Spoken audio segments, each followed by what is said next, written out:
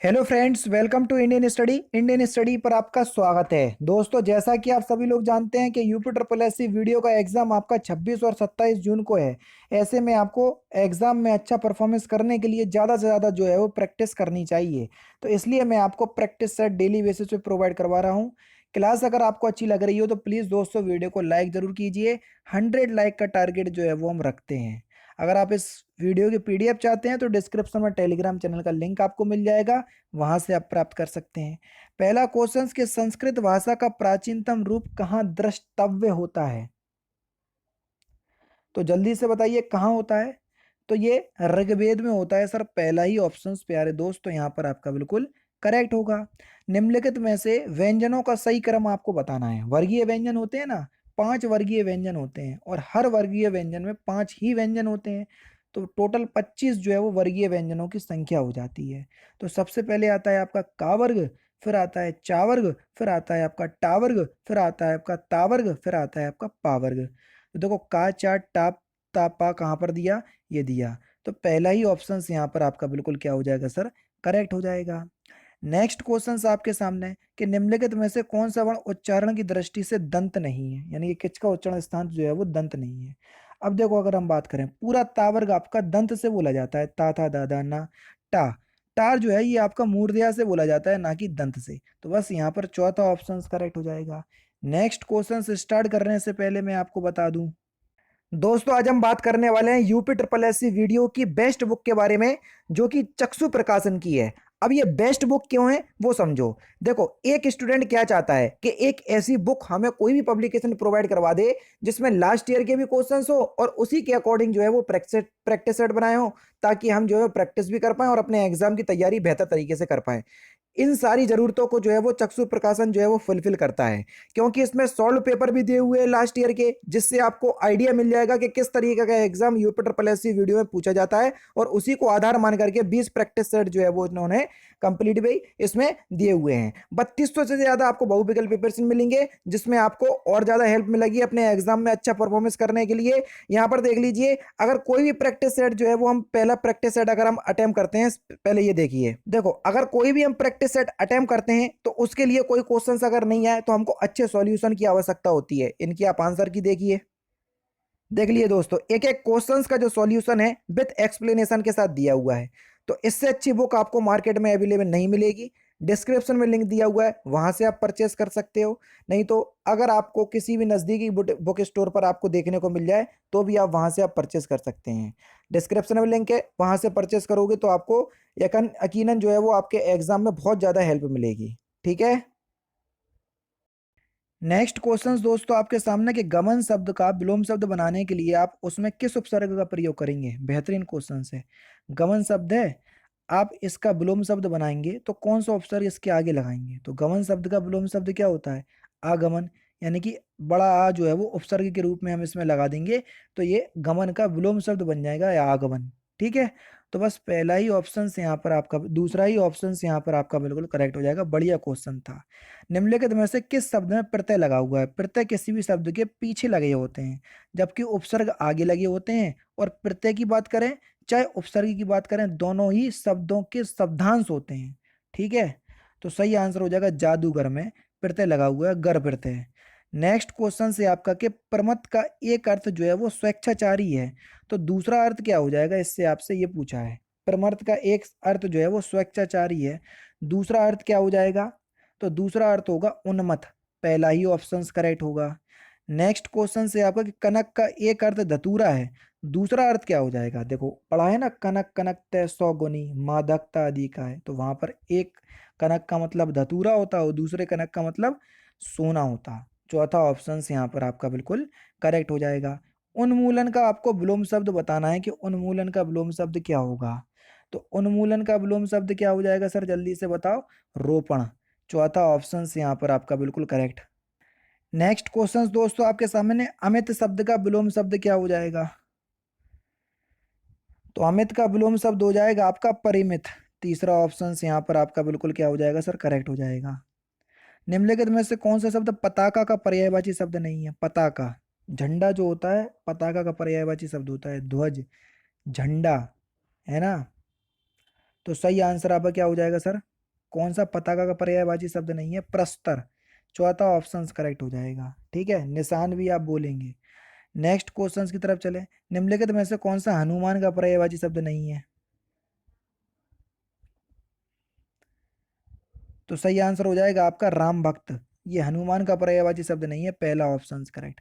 शुद्ध वर्तनी वाला शब्द आपको बताना है, उपयुक्त की शुद्ध वर्तनी कौन सी होगी? चौथा ऑप्शन बिल्कुल करेक्ट हो जाएगा। नेक्स्ट क्वेश्चन, कौन सा शब्द शुद्ध है? जल्दी से बताओ, अगेन शुद्ध वर्तनी वाला शब्द बताना है। यानी बिल्कुल सही लिखा हुआ है, पहला ही ऑप्शन करेक्ट हो जाएगा।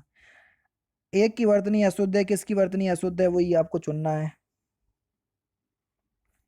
शुश्रूषा, इसकी शुद्ध वर्तनी पहले ऑप्शंस में लिखी हुई है, दिख ही रहा होगा। तद्भव शब्द का चयन करना है, कौन सा तद्भव शब्द है?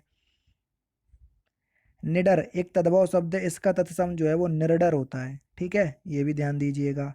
निम्नलिखित में से कौन सा सुमेलित नहीं है? ओझा का तत्सम उपाध्याय। कपास का करपट। देखते हैं भैया, कपास का फिलहाल करपट नहीं होता, करपास होता है। होता तो है लेकिन करपास होता है, करपट नहीं होता। तो बस दूसरा ऑप्शन करेक्ट हो जाएगा। उत्तराधिकारी से प्राप्त संपत्ति, वाक्यांशों के लिए एक शब्द क्या होगा सर, उसे क्या बोलेंगे? तो उत्तराधिकारी से प्राप्त संपत्ति को रिक्त बोलते हैं, चौथा पहला ऑप्शन करेक्ट। गिरा हुआ, वाक्यांशों के लिए एक शब्द क्या होगा सर? उसको हम पतित बोलेंगे, पहला ही ऑप्शन करेक्ट हो जाएगा। ठीक है, यहाँ पर देखो, अटपटी उलझी लताएं डालियों को खींच लाएं, पैर को पकड़ें अचानक, प्राण को कसले कपाएं। मैं आपको बताना है कि कौन सा रस है, question number 19।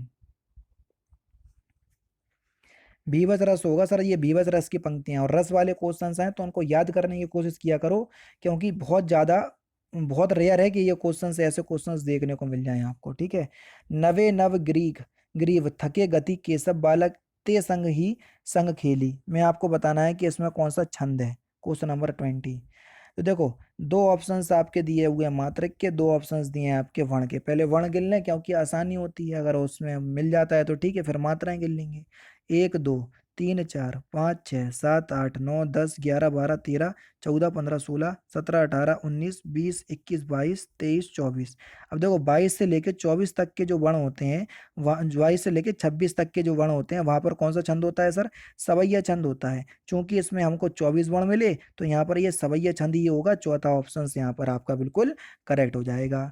Next question, money में महल शिवराज के इमी रायगढ़ में राजही। में आपको बताना है कि कौन सा छंद है। फिर से आप क्या कर लो, इसमें मात्राएं गिन लो सब। देखो, एक मात्रा एक मात्रा एक मात्रा एक मात्रा एक मात्रा एक मात्रा एक मात्रा एक मात्रा एक मात्रा, दो मात्राएं, फिर एक मात्रा, फिर दो मात्राएं, फिर यहाँ एक मात्रा एक मात्रा, फिर दो मात्राएं, फिर एक मात्रा, और फिर एक मात्रा, फिर एक मात्रा, फिर दो मात्राएं, फिर दो मात्राएं, फिर एक मात्रा, फिर दो मात्राएं।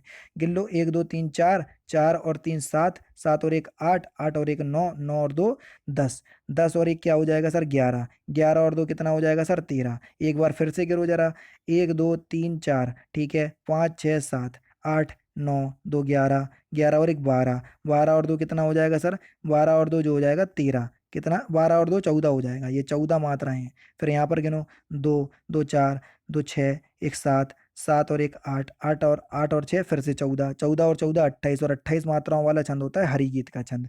दूसरा ऑप्शन बिल्कुल करेक्ट हो जाएगा। नेक्स्ट क्वेश्चन से आपका कि कहे कभी बेनी बेनी ब्याल की चुराई लेनी। मैं आपको बताने के कौन सा अलंकार है। तो देखो, जहाँ आपको बता चुका हूँ भैया कि जहाँ एक शब्द की आवृत्ति एक से अधिक बार आए और अर्थ अलग अलग हो, तो वहां पर कौन सा अलंकार होता है? बेनी बेनी शब्द आ रहा, यमक अलंकार होगा, पहला ऑप्शन करेक्ट। चिर जीवो जोरी जुरे क्यों ना इसने गंभीर, को घटी के ब्रज भानुसा हेलदर के वीर। में आपको बताना है कि कौन सा यहाँ पर आपका अलंकार है, 23। अगर आपने मेरे से अलंकार पढ़ा है तो ये सारे क्वेश्चंस आप जो है वो बता लोगे। यहाँ पर आपका श्लेष अलंकार होगा। ठीक है, क्योंकि यहाँ पर एक शब्द की आवृत्ति एक से अधिक बार, जब एक शब्द की आवृत्ति एक बार आए लेकिन अर्थ उसके अलग अलग निकले, श्लेष अलंकार होता है। ब्रज भानुजा राजा जी को भी कहते हैं, और ब्रज भानुजा का और भी अर्थ होता है। हलदर जो है वो आपका बैल को भी कहते हैं, और बलराम जी को भी कहते हैं। ठीक है, तो इसलिए यहाँ पर आपका श्लेष अलंकार होगा। साकेत महाकाव्य के रचयिता कौन है सर? जल्दी से बताओ, 24 आसानी से आप बता सकते हो। तो साकेत महाकाव्य के रचयिता कौन है?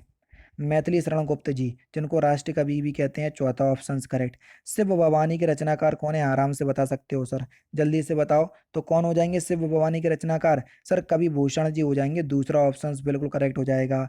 वीरों का कैसा हो बसंत, इसके रचनाकार कौन है सर, आसानी से बता सकोगे 26 में, जल्दी से बताओ कौन है सर, सुभद्रा कुमारी चौहान जी हैं, दूसरा ऑप्शन करेक्ट हो जाएगा। कोयले की दलाली में हाथ काले, इसका सही अर्थ क्या हो जाएगा सर, सिंपल सा क्वेश्चन से जल्दी से बताओ।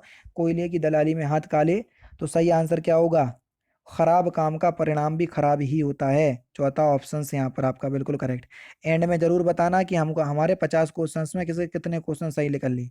पारा उतरना इस मुहावरे का सही अर्थ क्या होगा, तो पारा उतरना इस मुहावरे का सही अर्थ हो जाएगा क्रोध कम होना, दूसरा ऑप्शन यहाँ पर आपका बिल्कुल करेक्ट। और 26 और 27 जून बहुत ज्यादा आपकी दूर नहीं है, नहीं तो आप सोचो, ठीक है। नेक्स्ट क्वेश्चन, आए थे हरि भजन को ओटन लगे कपास, इस लोकोक्ति का सही अर्थ क्या है, आराम से बता सकते हो सर। आए थे हरि भजन को ओटन लगे कपास, तो सही आंसर आपका क्या हो जाएगा सर, बड़ा लक्ष्य निर्धारित करके छोटे कार्यों में लग जाना, तीसरा ऑप्शन करेक्ट।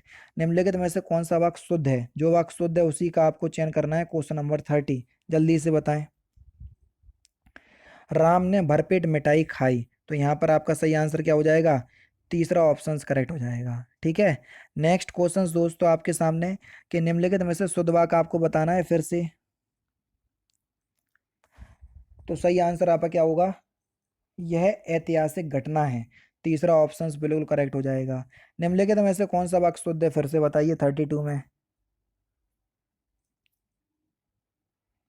मैं आपके सौजन्य पर मुग्ध हूं, तो यहाँ पर हूं शब्द जो है वो मिसप्रिंट हो गया, मतलब छूटा है, तो यहाँ पर दूसरा ही ऑप्शन करेक्ट होगा, बस हूं शब्द मिसप्रिंट था तो वो मैंने जोड़ दिया। यहाँ पर देखो, विज्ञान के द्वारा प्रदत्त सत्य सार्वभौमिक होते हैं, तो आपको बताना है कि इसके किस पार्ट में गलती है, क्वेश्चन नंबर 33। विज्ञान के द्वारा के स्थान पर विज्ञान से प्रदत्त सत्य सार्वभौमिक होते हैं, पहले ही पार्ट में गलती है।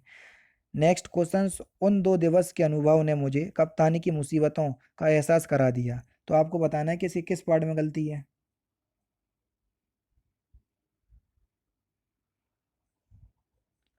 उन 2 दिनों के, नॉट दिवस के, तो उन 2 दिनों शब्द आएगा, इसके भी पहले ही पार्ट में गलती है।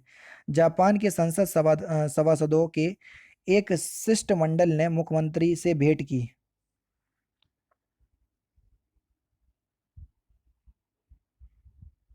जापान के सभासदों के एक शिष्टमंडल ने, तो पहले ही ऑप्शन करेक्ट हो जाएगा, इसमें भी पहले ही पार्ट में गलती थी। यहाँ पर देखो, हिंदी कौन सी भाषा का शब्द है, बहुत इंपॉर्टेंट क्वेश्चन है। तो हिंदी जो है वो फारसी भाषा का शब्द है, कई बार मैं आपको करवा भी चुका हूँ। वर्णों के उस समूह को क्या क्या कहते हैं जिससे कोई निश्चित अर्थ निकलता हो,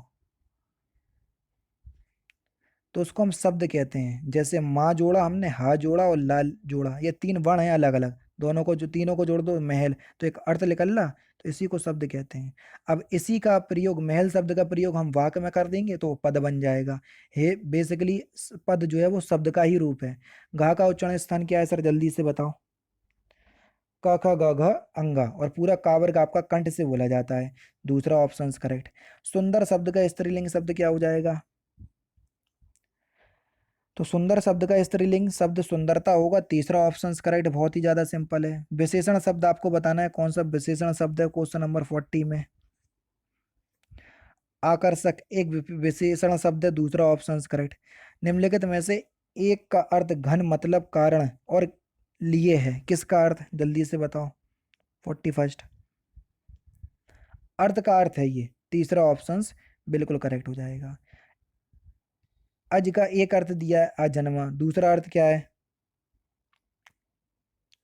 तो दूसरा अर्थ है आपका ईश्वर, दूसरा ऑप्शन करेक्ट हो जाएगा। उक्त का विलोम शब्द क्या होगा सर, जल्दी से बताएं 43। तो उक्त का विलोम शब्द क्या हो जाएगा सर, अनुक्त, पहला ही ऑप्शन करेक्ट। निर्दय का विलोम शब्द क्या होगा सर, जल्दी से बताओ। सदय, तीसरा ऑप्शन बिल्कुल करेक्ट। हवा का पर्यायवाची शब्द कौन सा नहीं है, ध्वज, चौथा ऑप्शन बिल्कुल करेक्ट हो जाएगा। इनमें से आपको बताना है किस शब्द के पर्यायवाची गलत हैं। कमल का दिया हुआ है जलज पंकज सरोज, बिल्कुल ठीक है। पुष्प का दिया है कुसुम फूल और सुमन, ये भी बिल्कुल ठीक है। सरस्वती का गिरा भारती वाणी, बिल्कुल ठीक है। सूर्य का दिवस, नहीं, ये दिन का होता है, बस यही गलत हो जाएगा। चौथा ऑप्शन करेक्ट। निम्नलिखित में से कौन सा शुद्ध नहीं है, यानी कि जो गलत है। महात्मा लिखा हुआ है, होगा महात्मा। तो चौथा ऑप्शन करेक्ट है, गलत तो लिखा हुआ है। इसमें से आपको शुद्ध शब्द बताना है। सही आंसर क्या हो जाएगा सर 48 में, कौन सा शुद्ध है। बेसिकली देखो, इसमें कोई भी शब्द जो है वो शुद्ध नहीं है, तो ई ऑप्शंस करेंगे तो लिखा देंगे कोई ऑप्शंस नहीं है। क्योंकि परीक्षा ये पक्षीगण लिखा हुआ गलत, अनुग्रहित गलत लिखा हुआ है, कवित्री गलत लिखा, अतिउक्ति गलत लिखा हुआ है। ठीक है ना। नेक्स्ट क्वेश्चन चलते हैं। निम्नलिखित में से कौन सा शब्द शुद्ध है। सामर्थ्य, दूसरा ऑप्शन बिल्कुल करेक्ट हो जाएगा। लास्ट क्वेश्चन देखो कि मक्खन का तत्सम रूप क्या होगा, तो इस क्वेश्चन का आंसर आप मुझे कमेंट बॉक्स में बताएंगे। तो दोस्तों ये थे आपके 50 हिंदी के इंपॉर्टेंट क्वेश्चंस, जो कि आपकी आगामी परीक्षाओं के लिए बेहद इंपॉर्टेंट हैं। क्लास अगर आपको अच्छी लगे तो प्लीज़ दोस्तों वीडियो को लाइक और चैनल को सब्सक्राइब जरूर कर दीजिएगा। बाकी मिलते हैं फिर नेक्स्ट क्लास में, नेक्स्ट सेशन में। जय हिंद, जय भारत।